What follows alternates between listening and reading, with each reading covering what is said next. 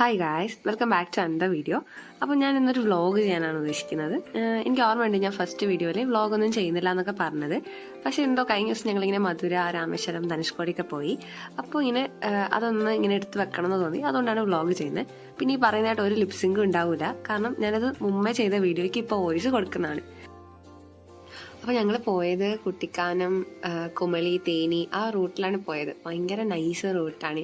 കുട്ടിക്കാനത്തെ shot ഞാൻ എടുക്കാൻ വിട്ടുപോയി. ഇപ്പം ഇത് നിങ്ങൾക്ക് കണ്ടറിയാം, ഭയങ്കര ആ റോഡ് ട്രിപ്പ് ഭയങ്കര നൈസായിരുന്നു. അങ്ങനെ ഞങ്ങൾ മധുര എത്തി. അന്ന് രാത്രി മധുര സ്റ്റേ ആയിരുന്നു.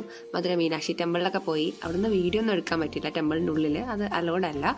അപ്പം ഞങ്ങൾ ഇങ്ങനെ ഈ വഴിയൊക്കെ ഇങ്ങനെ നടന്നു പോയിട്ടാണ് നമ്മൾ ടെമ്പിളിൽ പോകുന്നത്. അപ്പം നമ്മൾ അവിടെ ഫോണും സാധനങ്ങളും പുറത്ത് കൊടുത്തിട്ടാണ് ഉള്ളിൽ ടെമ്പിളിനുള്ളിൽ കയറാൻ പറ്റിയത്.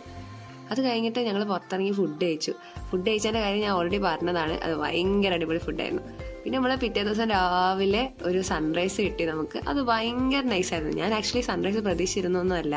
റൂമിൽ നിന്ന് ഇങ്ങനെ എന്തോ ഒരു വെട്ടം അടിച്ചപ്പോൾ പുറത്തു നോക്കിയപ്പോൾ ഇങ്ങനെ കണ്ടതാണ്. ആദ്യം ഇങ്ങനെ കളർ കണ്ടപ്പോൾ ഞാൻ വിചാരിച്ചു ആ കളറാണ് ശരിക്കും സൺറൈസ്. ഞാൻ സൂര്യൻ വരുന്ന കാര്യം മറന്നുപോയി.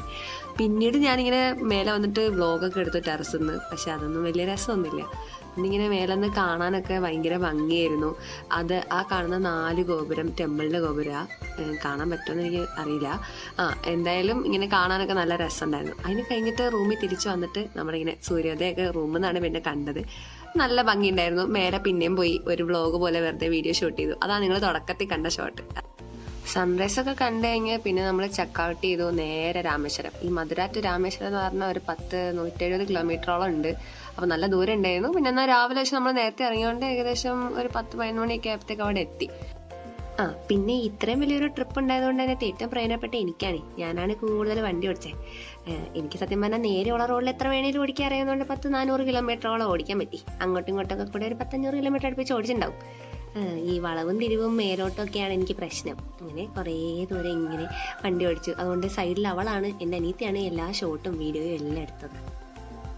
ഈ സിനിമയിലല്ലാണ്ട് ഞാൻ ഈ ഷോട്ട് ശരിക്കും നേരിട്ട് കണ്ടിട്ടില്ല. ഇങ്ങനെ അടക്കുന്നതൊക്കെ തമിഴ്നാട് അത് കാണാൻ പറ്റി.